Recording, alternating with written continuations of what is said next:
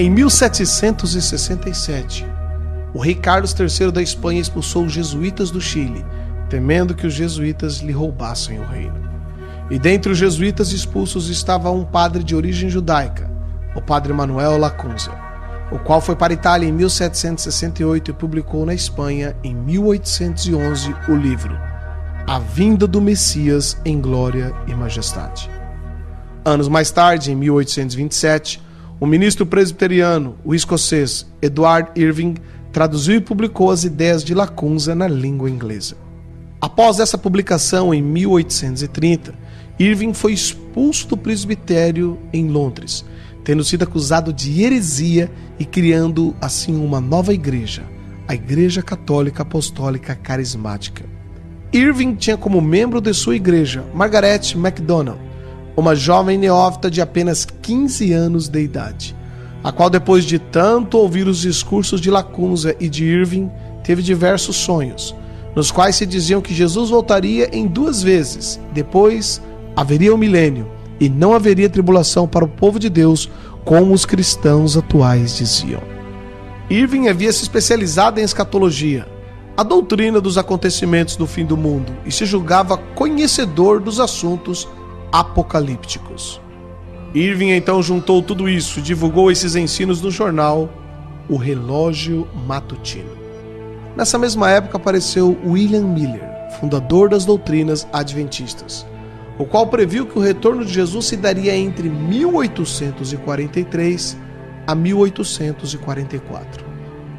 Quando percebeu que Cristo não veio, Miller tratou rapidamente de mudar as suas ideias e as suas datas, e inúmeros seguidores o abandonaram. Porém, um grupo permaneceu e fundaram assim a Igreja Adventista do Sétimo Dia.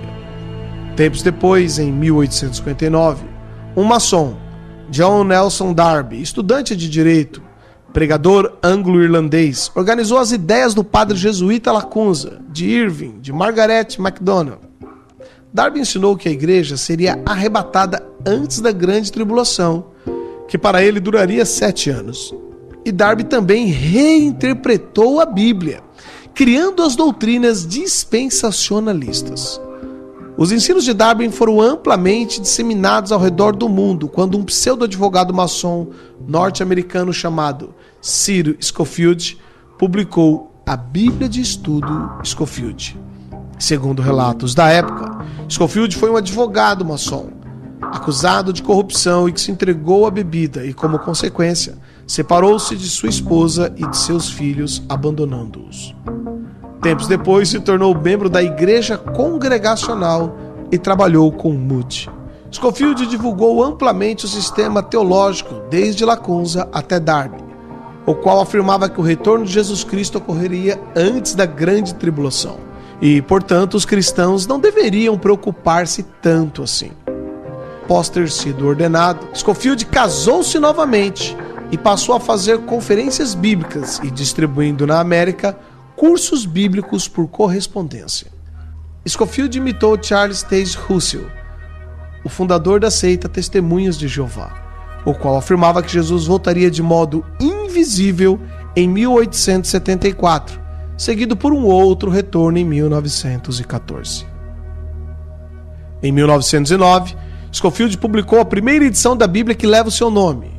Ele foi patrocinado por banqueiros que tiveram interesse de que essa nova doutrina fosse divulgada.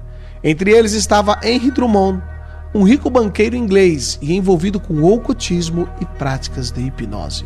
Foram distribuídas nos Estados Unidos gratuitamente milhares de cópias dessa nova Bíblia de estudo, a Bíblia de Estudo Scofield.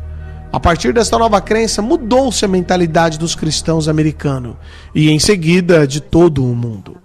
A maior parte dos cristãos passaram a crer que não mais passarão pela grande tribulação, e se não forem arrebatados na primeira vinda de Cristo, poderão ser na segunda vinda.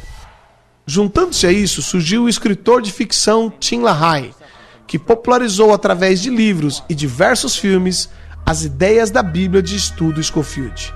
E Tim LaHaye lançou também a sua própria Bíblia, a Bíblia de Estudos Tim LaHaye.